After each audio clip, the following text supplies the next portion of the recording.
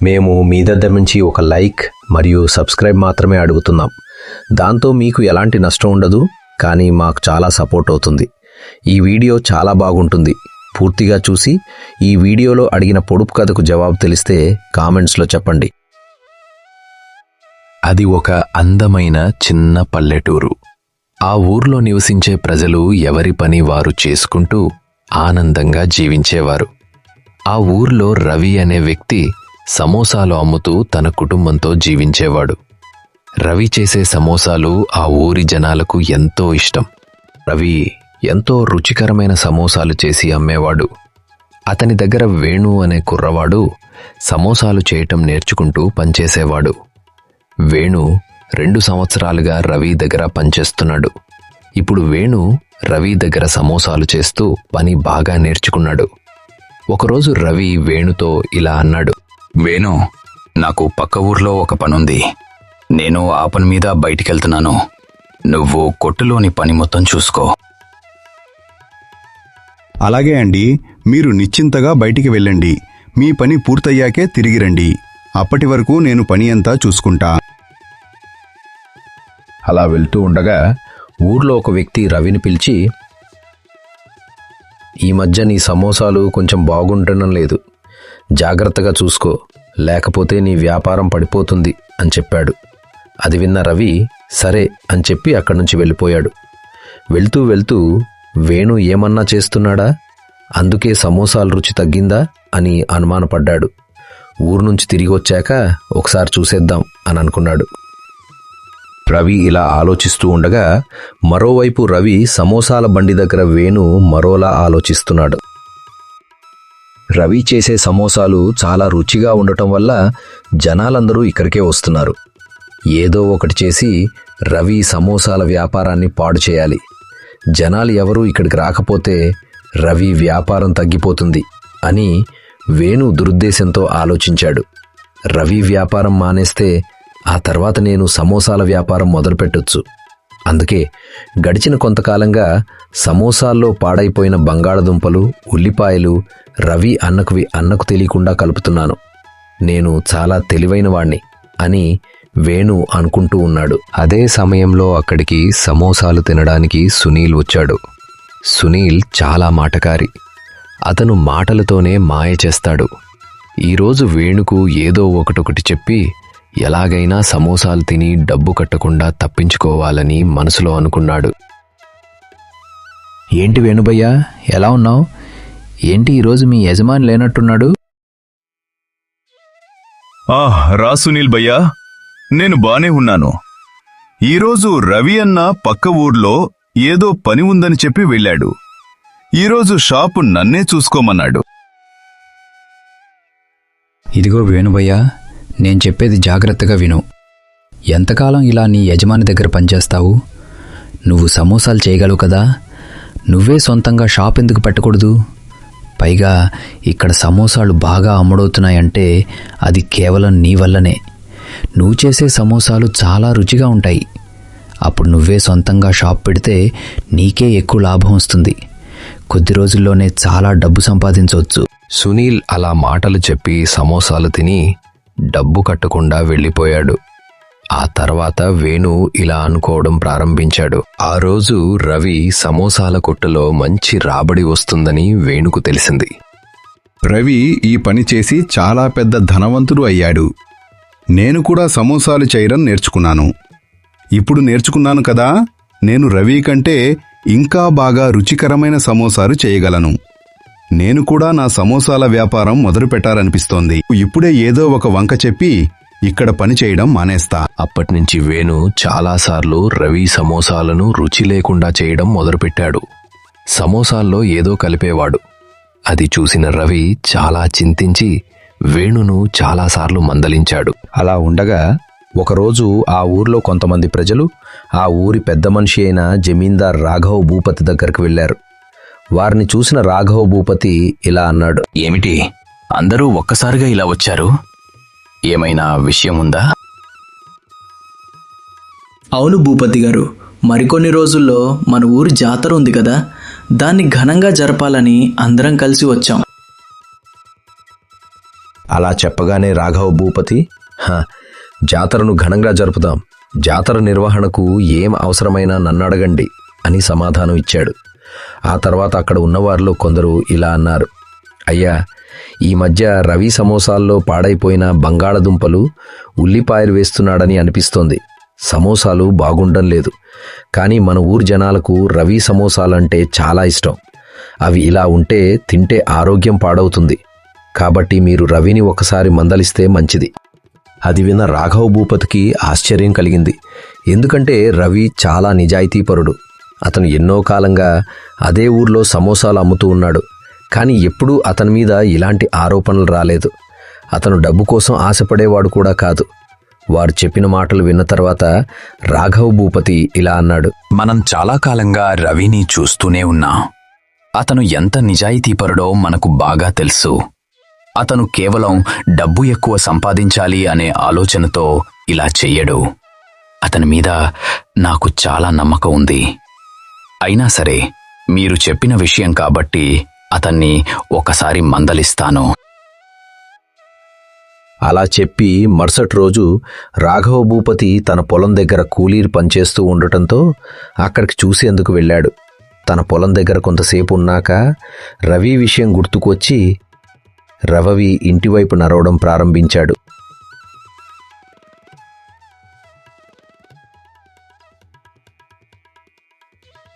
కొంత సమయం తర్వాత రాఘవ భూపతి రవి ఇంటి వద్దకు చేరుకున్నాడు.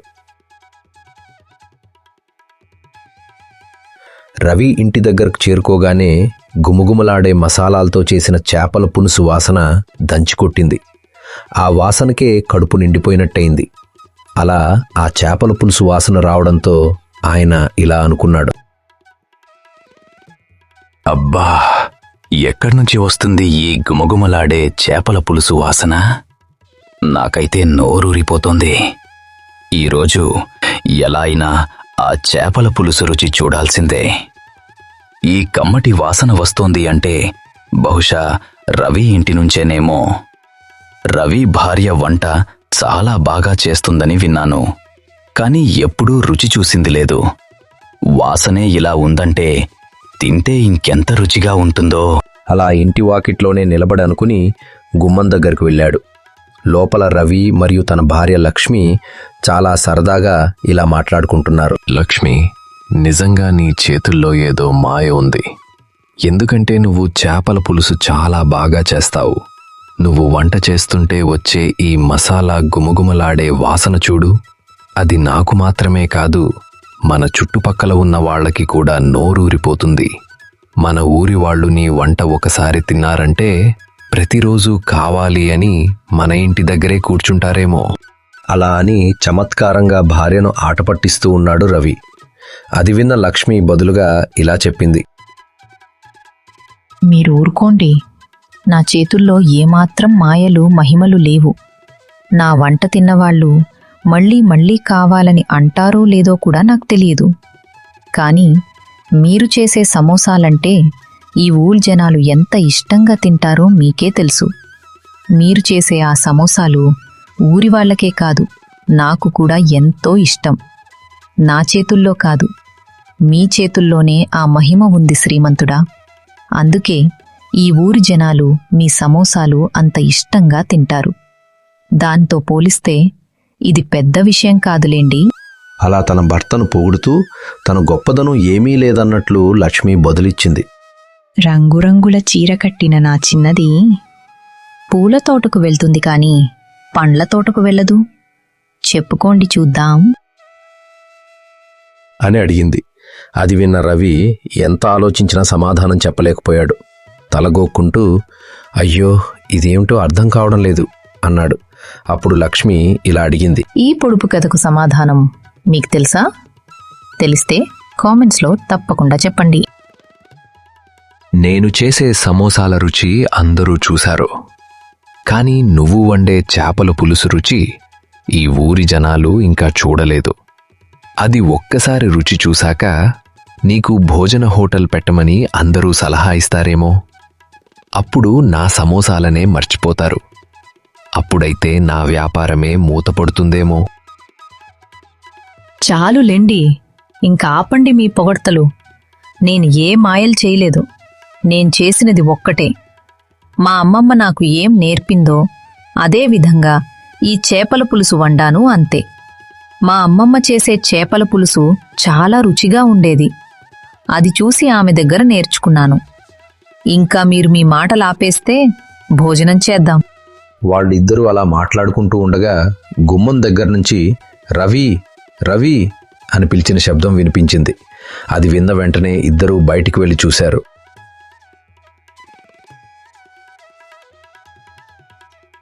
గుమ్మంలో నిలబడి ఉన్న ఆ ఊరి జమీందార్ భూపతిని చూసి వారు ఆశ్చర్యపోయారు. రండి రండి భూపతి గారు, మీరు మా ఇంటికి రావడం మాకు చాలా సంతోషం. నాతో ఏమైనా పనుంటే ఒక మాట చెప్పిస్తే నేనే వచ్చేవాడిని కదా. మీకెందుకు ఈ కష్టం? రండి భూపతి గారు, ఎలాగూ వచ్చారు కదా, ఈరోజు మేము మీకు భోజనం పెట్టే భాగ్యం మాకు కలగనివ్వండి. ఎలాగూ భోజన సమయానికే వచ్చారు కదా. రవి, ఒక విషయం మీద నీతో మాట్లాడ్డానికొచ్చాను. కాని ఇంతలో ఈ గుమగుమలాడే చేపల పులుసు వాసన నన్ను నేనే మర్చిపోయేలా చేసింది. ఆ చేపల పులుసు చేసింది మరెవరో కాదు, నా భార్య లక్ష్మి. ఆమె వండే కూరల్లో వేసే మసాలా వాసనకే కడుపు నిండిపోతుంది. ఇంకా మీరు ఆపండి, మళ్ళీ మొదలెడతారు. జమీందార్ గారిని ఎందుకు విసిగిస్తారు? భూపతి గారు, రండి, భోజనం చేద్దాం. అలా అడగగానే భూపతి సరే అని వారి ఇంట్లో చేపల పులుసుతో తృప్తిగా భోజనం చేశాడు రాఘవ్ భూపతి. లక్ష్మి, నువ్వు చేసిన ఈ చేపల పులుసు నిజంగా అద్భుతంగా ఉంది. నేను ఇంత రుచిగా ఎప్పుడూ తినలేదు. వాసనే ఇంత కమ్మగా ఉంటే రుచి ఇంకెంత గొప్పగా ఉంటుందో అనుకున్నాను. నిజంగానే అంచనాల కన్నా మించినది. అయ్యో భూపతి గారు, సాధారణంగా నేనెప్పుడూ చేసే వంటలాగే చేశానంతే. అయినా మీరు ఈ చేపల పులుసు ధ్యాసలో పడి వచ్చిన విషయం చెప్పడం మర్చిపోయారు. అవును, నిజమే. నేను ఒక విషయంపై రవితో మాట్లాడడానికి వచ్చాను. అది ఏమిటంటే అని ఇలా చెప్పడం ప్రారంభించాడు. చూడు రవి, నీ సమోసాలు రుచిగా ఉంటాయో నాకు తెలుసు. అలాగే ఈ ఊరి వాళ్ళందరికీ కూడా తెలుసు. అంతేకాదు, నువ్వు ఎన్నో ఏళ్లుగా ఈ ఊరిలోనే సమోసాలు అమ్ముతూ వస్తున్నావు. కానీ ఈ మధ్య నీ సమోసాలు అంతగా బాగుండడం లేదు. నువ్వు పనులు ఎక్కువగా ఉండటం వల్ల దానిపై దృష్టి పెట్టలేకపోతున్నావేమో అనిపిస్తోంది. కాబట్టి ఇక నుంచి నీ దృష్టిని సమోసాలు మరింత రుచిగా చేయడంపై పెట్టు. ఎందుకంటే ఊరి జనాలకు నీ సమోసాలు అంటే చాలా ఇష్టం. అంతేకాదు, ఇంకొన్ని రోజుల్లో మన ఊరి జాతర ప్రారంభం కానుంది. దానికి సిద్ధంగా ఉండు. జాతర రోజుల్లో నీ సమోసాలు ఇంకా ఎక్కువగా అమ్ముడవుతాయి. నీకు మంచి ఆదాయం కూడా వస్తుంది. అలా భూపతి చెప్పాడు. కానీ ఊరివాళ్లు చెప్పిన అసలు విషయాన్ని మాత్రం రవికి చెప్పలేదు. ఎందుకంటే రవి చాలా నిజాయితీపరుడు. అతను తప్పు చేసి ఉండడు అనే నమ్మకం జమీందార్కు ఉంది. అందుకే ఆ విషయాన్ని తనలోనే దాచుకున్నాడు. అలా చెప్పి రాఘవ్ భూపతి అక్కడి నుంచి వెళ్ళిపోయాడు. ఆ తరువాత రవి ఆ విషయంపై ఆలోచించడం ప్రారంభించాడు. కొన్ని రోజులు గడిచాక జాతర ప్రారంభమైంది. జాతర సమయంలో రవి సమోసాలు బాగా అమ్ముడయ్యాయి. అతనికి మంచి ఆదాయం కూడా వచ్చింది. కానీ ఆ సమోసాలు తిన్న కొంతమంది జనాలు అనారోగ్యానికి గురయ్యారు. దాంతో ఊరి ప్రజలు రచ్చబండ దగ్గర పంచాయతీకి వెళ్లారు. ఈ విషయం తెలిసిన రాఘవ్ భూపతి రవికి కబురు పెట్టాడు. కొద్దిసేపటికి రవి అక్కడికొచ్చాడు. రాఘవ్ భూపతి రవి వల్ల జరిగిన తప్పుకు బదులుగా అతనికి 10,000 రూపాయల జరిమానా విధించాడు. కానీ రవి తన సమోసాలు తినడం వల్ల ఊరి జనాలు అనారోగ్యానికి గురయ్యారని తెలుసుకుని చాలా బాధపడ్డాడు. రవి బాధగా తన సమోసాల బండి వైపు నడిచాడు. కొంత సమయం తర్వాత అక్కడికి చేరుకున్నాడు. ఏమైంది వేణు? నీ దృష్టి పనిలో లేదో? ఇక్కడ సరిగ్గా పనిచేయటం లేదో? మీరు అలా చాలాసార్లు నన్ను మందలిస్తున్నారు. నేను మీ దగ్గర పని చేయలేకపోతున్నాను. ఇక నేను మీ దగ్గర పని చెయ్యను.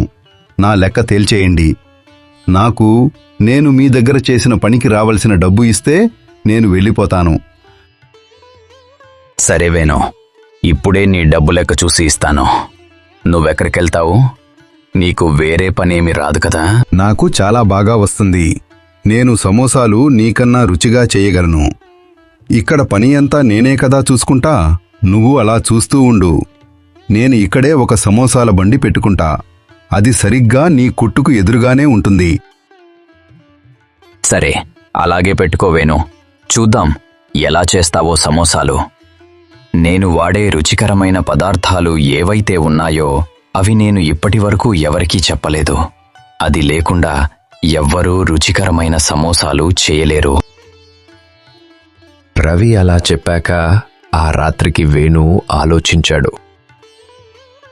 రవి సమోసాల్లో రుచి ఉండడానికి ఏమీ కలిపేవాడో నాకు అర్థం కాలేదు.